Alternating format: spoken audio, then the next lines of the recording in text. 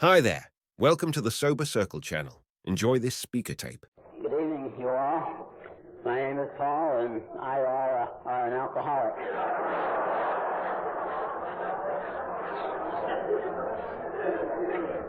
A routine, bona fide, certified, ordinary, common, garden variety, but very sensitive alcoholic. And I'm glad to be here. And I'm real glad that you're here. Sure would be a dull meeting without you. As John says, this has been a terrific weekend. This is where Roundup should be run. I think this has been just great. And it's running out, and I'm sure that's enough momentum to carry it through tonight. I'm used to, back where I come from, I'm used to having a show of hands. Can we see the hands of all the alcoholics in the audience? Would you raise your hand? We have a quorum. We can go on with the meeting.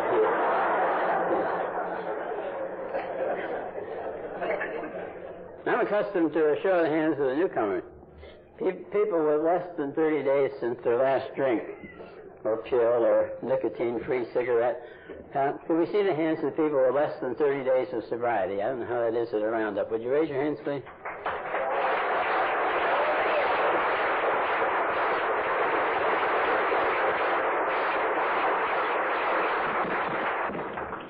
That's terrific. I'm glad you're here. And I have good news for you. You're going to make it. That's what it takes to make it in AA. You do damn fool things that people suggest, you know.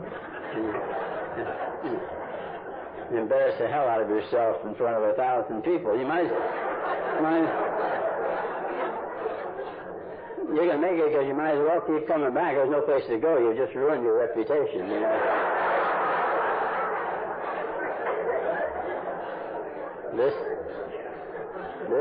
This is the bottom of the social barrel. Barrel, a low rung on the ladder. I'm glad you're here. I also like to see the hands of the Al-Anons. I know there's some Al-Anons here. I can feel the vibrations. Don't be ashamed. Put your hand out. That's enough. That's enough. That's enough. Al-Anons are easily addicted to compliments and attention. You have to be careful. Don't laugh. You shouldn't laugh at the Al-Anons. You shouldn't. Our book speaks kindly of the Al-Anons. It says that they're not at fault. They seem to have been born that way. You know?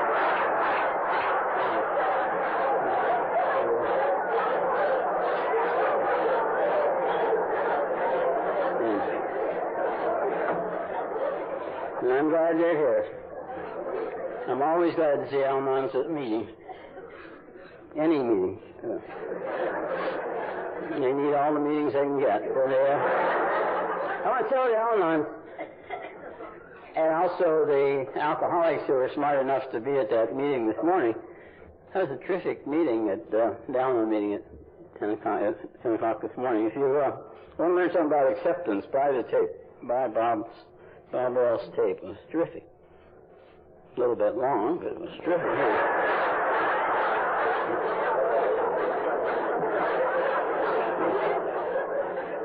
Al-Anons never had any trouble finding enough words, you know. It was a great talk. So I want to tell them that even though this roundup is nearing an end, I still have not gotten my basket of fruit. For those of you who don't know, the Al-Anon speaker got his the minute he got here. But then he had an Al-Anon looking out for him. And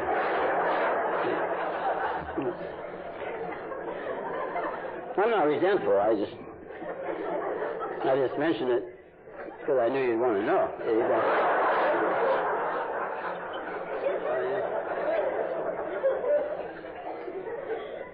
I said I was an alcoholic, and I don't even know what an alcoholic is.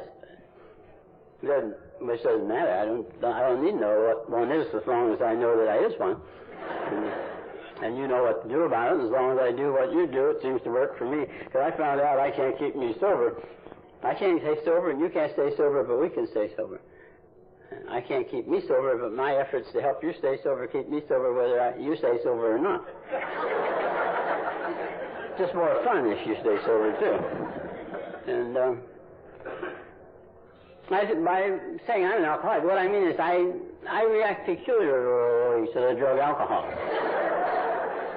I do weird and peculiar things when I drink it. It's just best if I just don't. I can't drink safely, sanely, socially, sensibly. I can't drink worth a damn.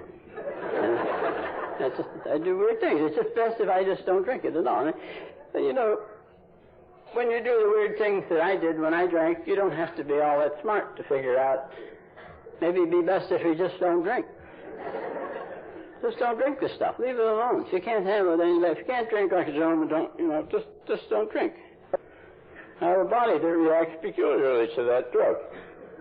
And my background and my training has been in medicine, and especially in the dealing with drugs. And as an internist, I know all about medications. And I studied medicine. And I was graduated in pharmacy school before I went into medicine. And my whole family drugstore and medicine. And all the drugs. And I've never known a drug yet that every drug I've ever used, at least somebody reacts differently than everybody else.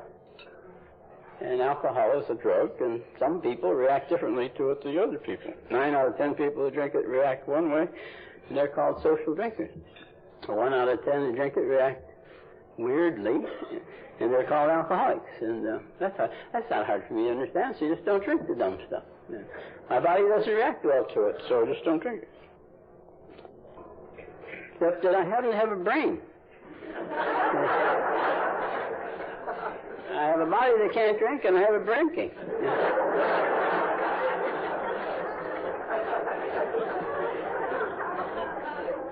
So I can't drink, but I have to drink. That's called a dilemma.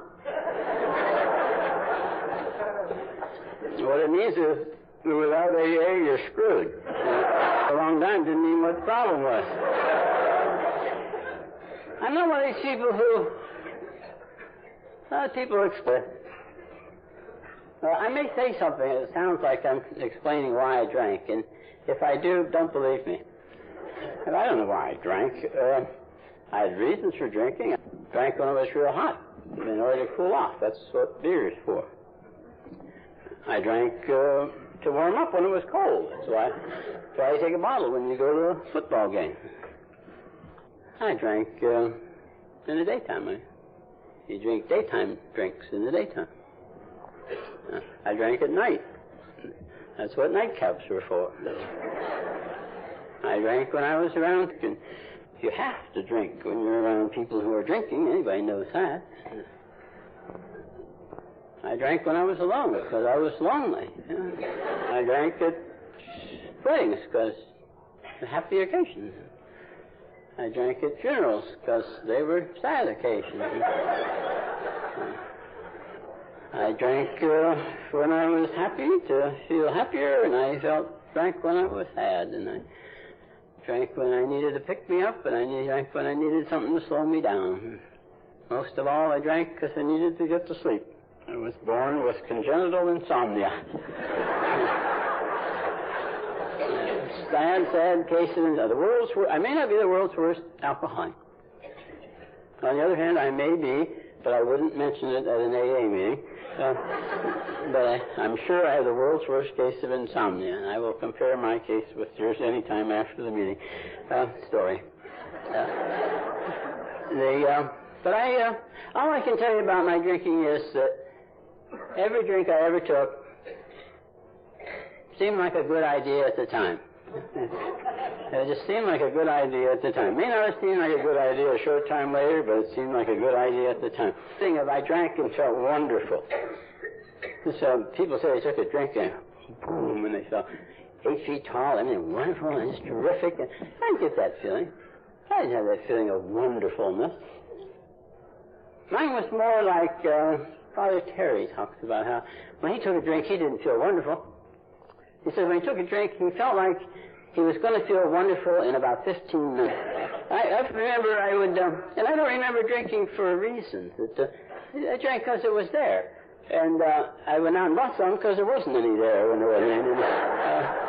You never knew what in it. It'd be embarrassing to not have any. And if it was in the house, I drank it. If it wasn't in the house, I went out and got some. I was a home drinker. And if I ever drank for a reason, I thought it was to get to sleep. But way back to the beginning, way back to the beginning, I was, in retrospect, I hate church dinner dances. In the small town, you're a druggist and a doctor, you have to go to church functions to part of the business. And I didn't like church dinner dances because at the dinner dance, there are always people there. It's a dull dinner without people there, and they always expect you to talk to them. I couldn't talk to people. And there's always dances, and I couldn't dance. I remember in retrospect, and you always have to drink at these things, but you always have to be real careful not to drink too much. So I limit myself to 2 drinks, but I have a few drinks before I go there, and it would relax me mentally and physically. I would go there, I would relax mentally, and I could talk to people. I would relax physically, and I could dance. And so I have a few drinks before I go there, I have 2 drinks while I was there, I could relax mentally and physically, and I could talk to people, and I could dance. Today, I don't drink and I don't dance. And you say, how you stand there talking to all these people? I think it's because all the pep pills I took haven't worn off yet. But and so I would drink and I would relax mentally and physically. It seems like, again, looking back at it in retrospect, it looked as though the two got out of sync. And I would get too relaxed physically and hadn't even begun to relax mentally yet. And I would get too relaxed. Like my tongue would get funny, my speech would get funny. And I would talk very slowly and deliberately so nobody would notice. Or I would reach for something and knock it over. Or I would trip. And when there was nothing to trip, I would be lying there on the floor. You know? And my brain would say, get up, you fool. These people will think you're drunk. You know? And my body would say, what do you mean, get up? I can't move from the waist down. You know? Many times I'd find I was paralyzed from the ears down. And being a scientific bent, I was later and I think, isn't that strange, the way alcohol affects me? You know? I must be allergic to it or something, you know. I'll have to check into that sometime, you know. It was very fascinating. It didn't help me get sober, but it was fascinating, you know. Then there were other times that the opposite would happen. I wouldn't even have begun to relax physically yet, and I'd get too relaxed mentally. I would be like all my brain cells would get together and say, oh, what the hell, he's drinking anyhow. Let's take the night off. You know?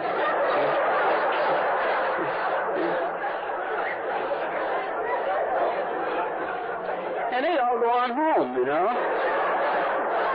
And my body would go on doing things, you know. And in the morning I'd try to figure out what my body had been doing when my brain had gone home to bed, you know. And I used to worry about what I'd been up to, and I used to try to figure that out. But I gave that up. I don't try to figure out what I was doing in the blackout anymore. Not since I heard Cliff R. from Oceanside talk about it.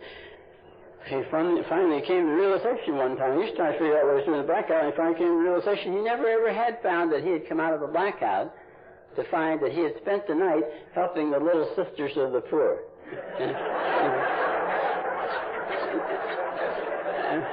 And so I no longer try to figure out what I did in the blackout.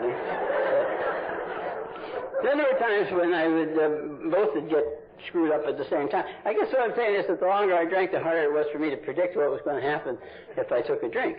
And, but I didn't know how to not drink. I ended up, I thought my problem was my wife. You had my wife, you'd drink too, for God's sake. If you had my practice, you'd drink too. If you had my patients, you'd drink too. If you had the tenants in the medical building that I'd built, those crazy doctors, they'll drive anybody to drink. My problems were my problem. I'd done all sorts of things trying to quit drinking, and none of them worked. I'd done all kinds of things trying to help my wife. I sent her to 4 different psychiatrists trying to get me straightened out. And I remember one time I had a dog, Corky, her name was, and she loved beer. And I used to drink beer in those tall bottles that they had there. And I would, and she would sit there and watch me and coax me, going, hey, drink, drink, drink, drink. So I'd leave some in the bottle, and then I would pour it for her to drink it. And the trick was for me to pour it fairly rapidly and her to lick real fast and not let it run down her cheeks. So if she did, I would scold her because the beer would get on the rug, and she would lick the stuff as fast as she could. And when the bottle was empty, then I'd give it to her, and she'd lay there and hold it with her front feet and see how far she could stick her tongue down in the bottle to get the rest of the beer. Told me to hurry up and get another beer. And she liked to drink it, and I used to like to help her along with it. And I would get her high, and in the morning I'd laugh because she'd seem hungover and all. And it was all kind of fun. I'm fine. Oh, I'm drinking dog. Yeah, isn't that nice? Well, one day she had pups. And shortly after, I don't know whether somebody had told her or given her an article on the fetal alcohol syndrome or what, but shortly after she had these pups, she knocked it off.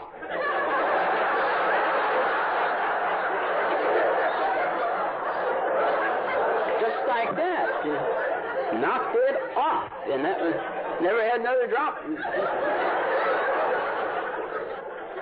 I learned to hate that damn dog, you know.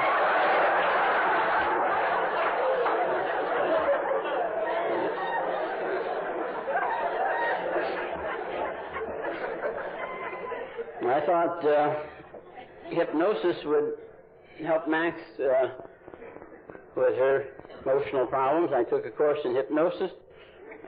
Turned out she wasn't a very good hypnotic subject. I didn't give up. I took 6 different courses in hypnosis trying to help that woman. I ended up a drunken hypnotist.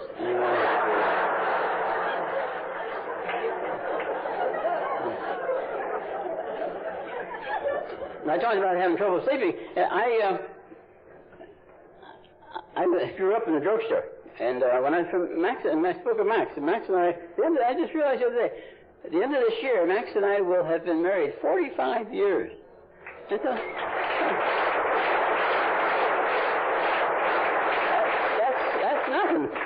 We've been emotionally involved to varying degrees of intensity for over 60 years. You know, to accomplish a deal like that, there's certain requirements. I mean, for one thing, you've got to be very, very old. You know.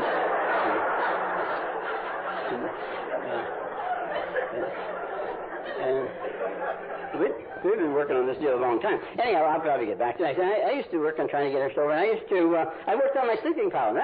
I remember back in pharmacy school, I would go to the drugstore. I go to school, work in school all day, then come home, work in the family drugstore, close the drugstore at 11 o'clock, study till midnight, 1, 2 o'clock, go to bed, and be half awake and half asleep, and everything I'd studied had been running through my brain, and in the morning, I'd be both tired and stupid. And I couldn't use sleeping pills because they didn't work until the next day. And tranquilizers hadn't been invented yet, but I found out that I could drink a couple of beers, jump in bed, sleep real fast, and wake up smart. And it worked just fine. But I didn't realize then, but with those first beers to get to sleep at night, I entered the world of better living through chemistry. Because it worked, but only for a short time. And the longer I used it, the shorter period of time it worked, the sooner I had to repeat it, the more I had to take of it to accomplish the fact, and it always had a side effect. It caused me to need something else. And I went from a beer to get sleep at night to where I had to use other pills. I had to drink more often to stay asleep at night, and then I had a harder and harder time getting up in the morning, which meant that I had to take something to get going in the morning, which felt so good that I took more so that I would feel good during the day, which caused me to go into an overshoot. I had to take tranquilizers to take care of the overshoot. And evening came on, and I thought to myself, my God, man, you couldn't sleep before. How are you going to sleep now? You're taking all those pep pills. So I had to take sleeping pills, counteract pep pills, so the scotch could put me to sleep.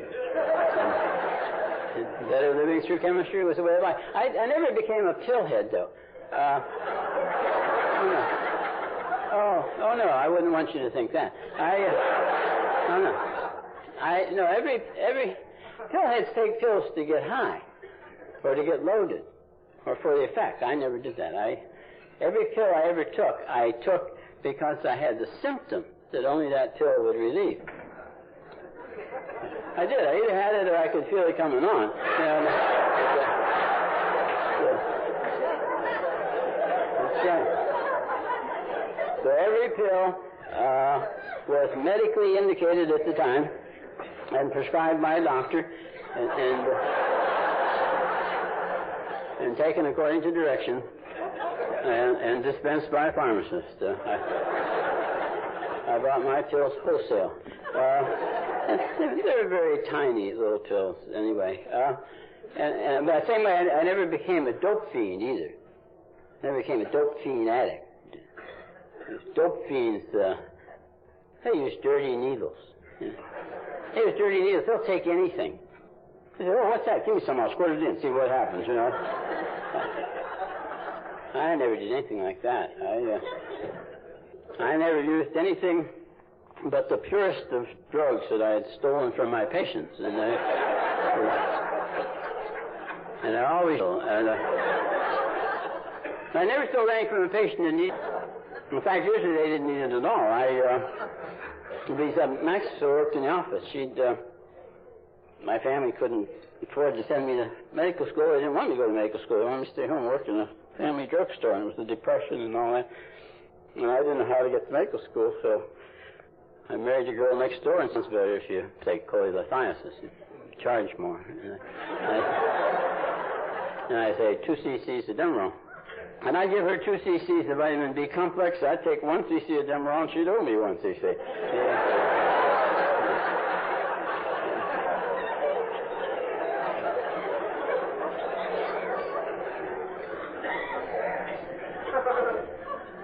I ended up in the nut ward. I ended up in the nut ward of the hospital I was on the staff of. That was embarrassing. They never taught me in medical school how to act on the nut ward when you're on the wrong end of the stethoscope. And I found it very bewildering. They had a schedule on the bulletin board, and I'd read the schedule and read that thing through, and I wonder what I'm supposed to do. One of the things you're supposed to do is you're supposed to go out and play volleyball. Patients all go out and play volleyball. But before they have you go out to play volleyball, they fill you up with Thorazine. And you see the ball coming.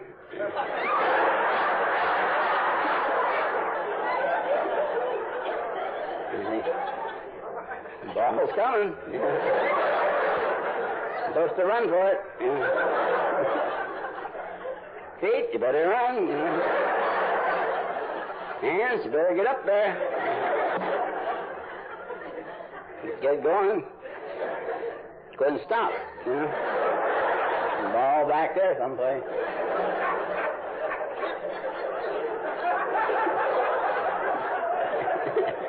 You lost at volleyball too.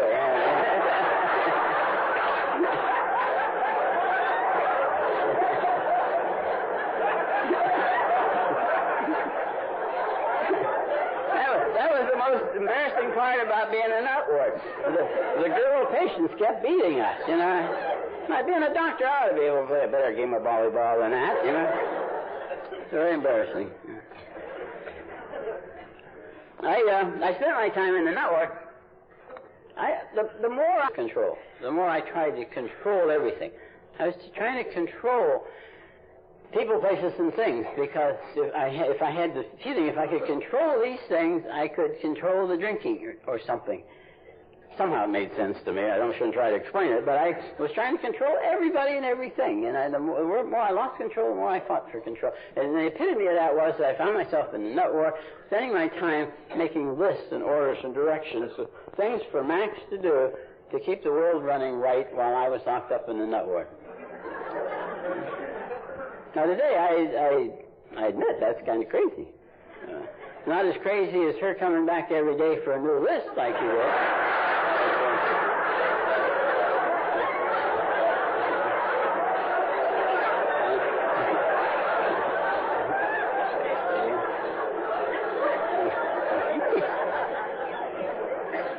And that's the way we were living. And I was sitting there commiserating with myself that all the things had gone. I wasn't an alcoholic, and I stood up here and said I was an alcoholic. I want you to know I haven't always been an alcoholic.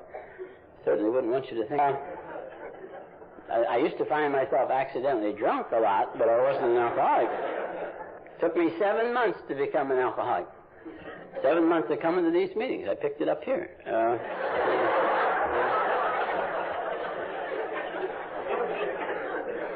funny part is, now that I'm an alcoholic, I don't even drink.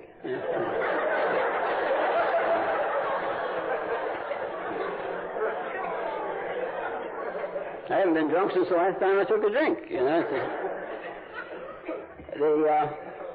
I was sitting there commiserating with myself that all the things, and I couldn't see it. First step said, admit you're an alcoholic, and that your life is unmanageable. Well, I wasn't an alcoholic, but the idea of me, the world's greatest physician, sitting there in the nut ward of this hospital I was on the staff of, had never been part of my plan. It never suggested that in medical school, that you might try that out. And even this business of being an alcoholic, my mother had never thought, well, maybe you'd like to be president of AA when you grow up.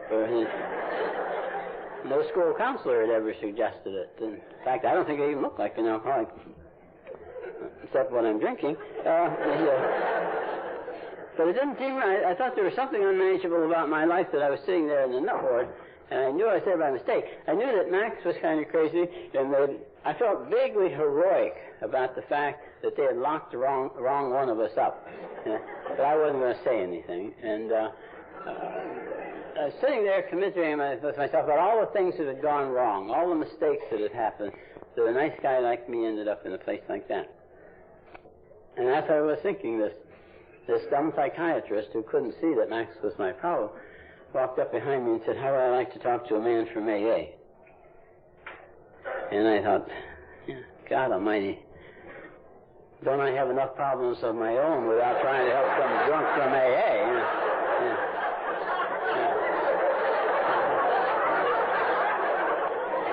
I didn't even like alcoholics. Lousy patients, They always want to come in without an appointment. They don't keep their appointment when they have one. They don't pay their bill anyhow. But I could tell by the look on his face if there's any of you here that have ever been in a nut ward, but I'm sure none of you have ever been in a nut ward. But if you ever, perchance, end up in a nut ward, you will find out that happiness on a nut ward is having a happy psychiatrist. You will do just about anything to make your psychiatrist happy, I found. And I thought, if that will make you happy, buddy, I would just love to go talk to a man from AA. And I said yes, and it seemed like 30 seconds later, this clown comes galloping into the room yelling, my name is Frank, and I'm an alcoholic, ha, ha, ha, ha.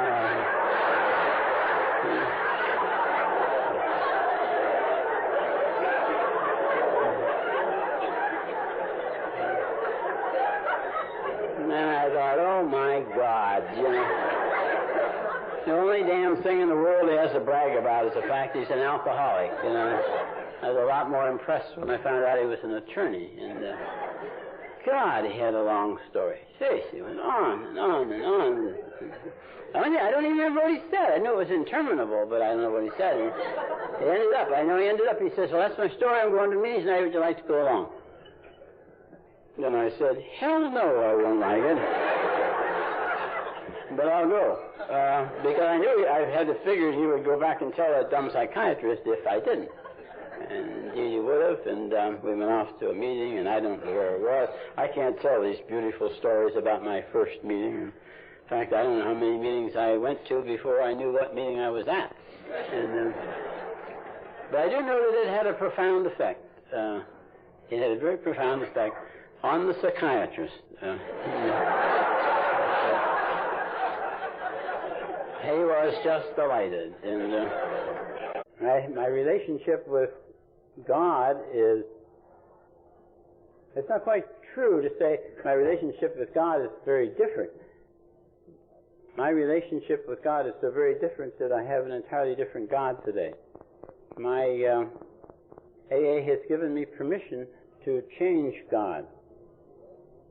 My concept of God is vastly different than the one my parents gave me, or pushed on me, or whatever they did, or that I picked up. I bet they may not even been talking about what I heard. But the one I picked up, I couldn't get along with. He couldn't get me sober, and nothing came of it. And finally I thought, there's no use talking to the darn fool. He doesn't answer you anyway.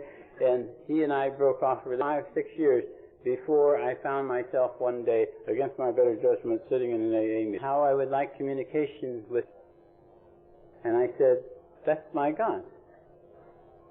I didn't know you could do that. I didn't know you could do that. And he and I are good friends today. He writes to work with me every day, except on the days when he forgets. We get along fine. He's kind of like a super sponsor. And I tell him, I'll pedal and you steer. Watch where you're going. God's sake, watch where you're going. I'm sick of, I know I have two lists. These are the things I want you to do, and these are the order in which I want you to do them. You know? And these are the list of things I want you to make sure don't happen. If you forgot to, don't let that in the order of priority.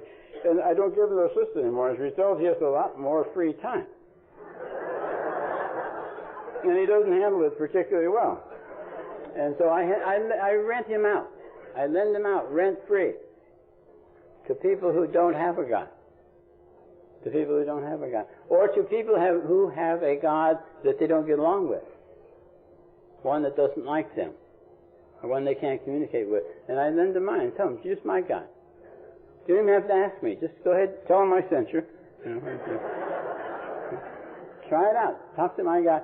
If it doesn't work for you, let me know. I'll speak to him about it. But you can, and you don't have to. I find that people, I say to people, have you written your fourth step yet? And they said, no, I'm still working on the third. You can't work on the third. You either made the decision to do it or you've made the decision not to do it. But you can't be working on it. I find that people are waiting till they feel spiritual in order to leave the third and go on and do the fourth. And the way you get to feeling spiritual is by writing your fourth. And you'll feel even more spiritual when you read it and do your fifth. And I felt even more spiritual when I did the sixth and the seventh. Every step I did made me feel more. In fact, another thing I do is I try to act as if. When I decided when I accepted the fact that I was an alcoholic, I decided there's only two kinds of alcoholics. And if you excuse the expression, there's winners and there's losers. I can't think of another word for losers right now. People don't like it, losers. Anyway, but I decided I wanted to be a winner. And I decided that the way to be a winner is to act like one. It was obvious to me, if you act like a loser, you're going to be a loser, because a loser is an alcoholic who acts like a loser. And a winner acts like a winner. Does the things the winners do. And I go around to people in AA that I thought were winners, that have sobriety and seem to have happy sobriety, and ask them, what are you doing? How do you work this program? And I would do the things that they were doing. And I find that happens with a lot of things. I used to love to be depressed. Just love to be depressed. You know, I would go to bed, put covers over my head, and be depressed, and act depressed, and mope around. I came to the realization that's very depressing to act depressed. You know? So instead I would act enthusiastic. And I find that when I act enthusiastic, I tend to become enthusiastic. And if you want to be spiritual, the way that becomes spiritual is to act like spiritual people act. Do the things that spiritual people do. And then you begin to feel more spiritual. In fact, and the question of loving, it's wonderful to be loving. But love is too strong a word for me. I have trouble with that, to be loving everybody. And because I'm just not loving by nature. But my home group is the 6:45 a.m. daily attitude adjustment hour. When we meet every morning to get our attitudes adjusted. And we recite the third step prayer and the seventh step prayer, the Lord's Prayer, Serenity Prayer. We were the prayingest group you ever saw. And we get our attitudes adjusted straight so we can go out there and face the world and go from that meeting to the next meeting without letting anybody or anything knock our attitude off dead center. And by God, someday I'm going to make it.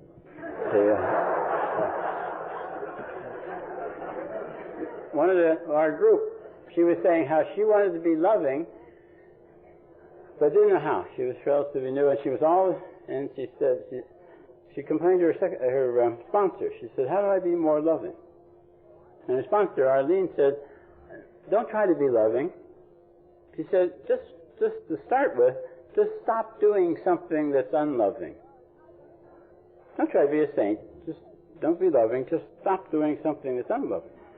And the woman thought, well, she's always yelling at her kids, all the time yelling at her kids. She hates herself for a long time having to yell at the kids. She yells at them particularly when she goes around the house picking up the newspaper that they've thrown all over the place. And she thought about it, and she thought, from now on, when I pick up the newspaper, I'm not going to yell at the kids. I can yell at them any other time, but I won't yell at them while I'm picking up the paper. And she said she started doing that. And she says within a relatively short period of time, she was kind of looking for other things she could do and not yell at them. You know, other unloving things to stop doing. Much easier to stop doing something unloving than it is to be loving.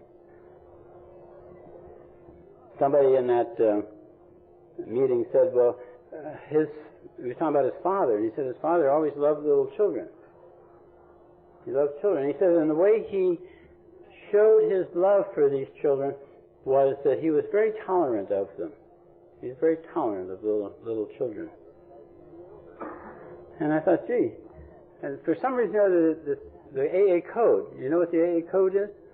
There's a line in the book. It says, love and tolerance of others is our code. I found it interesting they used the word code once. I never heard of it again. But also, I didn't know why they put love and tolerance of others in the same sentence, particularly. And it's obvious. To be tolerant of others is to be loving. And we do it all the time for newcomers. Everything I know about love I've learned in AA and from watching you deal with newcomers. We don't make them promise anything. We don't ask anything of them. We hope they keep coming back, but we don't tell them, you got to come back. We just love them just because they're here. Nothing requested, nothing asked of them, nothing. They owe us nothing. Just to allow us to love them. Have you ever tried doing that with your spouse? Yeah. I can make that worse if you think that's difficult, to treat your spouse like a newcomer. I was talking before about how I used to think I would have been a much better husband if I'd have had the ideal wife. Remember I telling you, let me tell you what she did that proves she's not ideal? One day the stupid idea came to me out of someplace that said, why don't you be the person, be the husband you would be if you had married the perfect spouse? I hate to say that in front of Max. That's the real challenge, to be the person you would have been if you had had the perfect spouse. Well, I'll say one more thing about this love business. I love to find easy definitions of love so I can practice trying to be more loving. It never occurred to me, but one time I read that to love another person, make them feel important. Now that's pretty simple, isn't it? That's easy enough to make it. That can mean just a smile, or just looking somebody in the eye, or a handshake, or saying hello, or a note, or a phone call. It's easy, there's no limit to the number of little bitty easy things we can do to make another person feel important.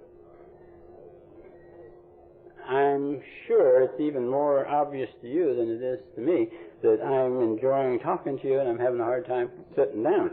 But I swear I'm going to do it because I'm talking about my two favorite subjects, alcoholism and me, I should say AA and me. But, it's an interesting thing that I was sure for years, I was absolutely sure for years that the worst possible thing that could ever happen to a nice guy like me would be I turn out to be an alcoholic. And it turns out the best thing that's ever happened. Best thing that's ever happened. I've never had it so good. I had to be forced here through the nut ward, and I had to admit I was an alcoholic just to please you. After 7 months, I was able to accept my alcoholism, haven't had a drink since, and I have since come to the third step of that, which is approval.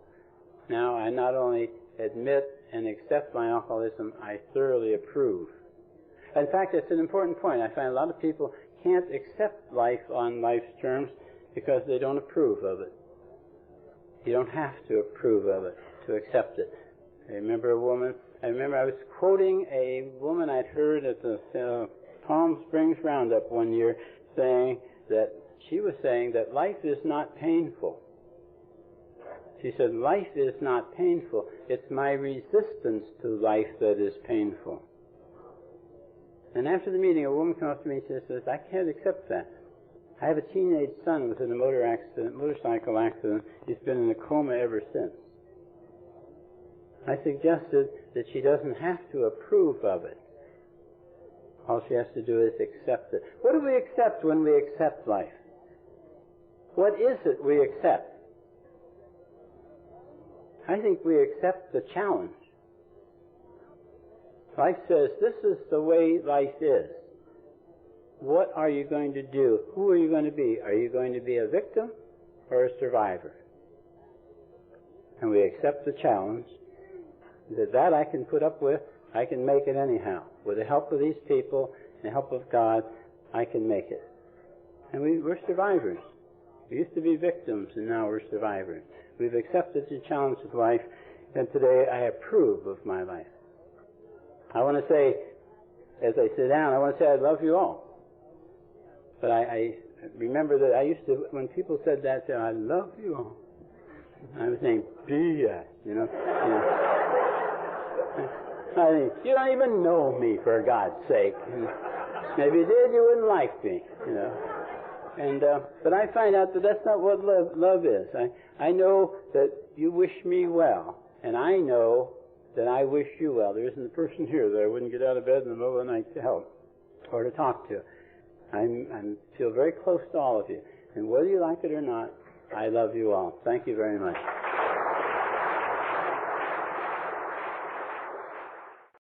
Thanks for listening. Please support the channel by liking and subscribing.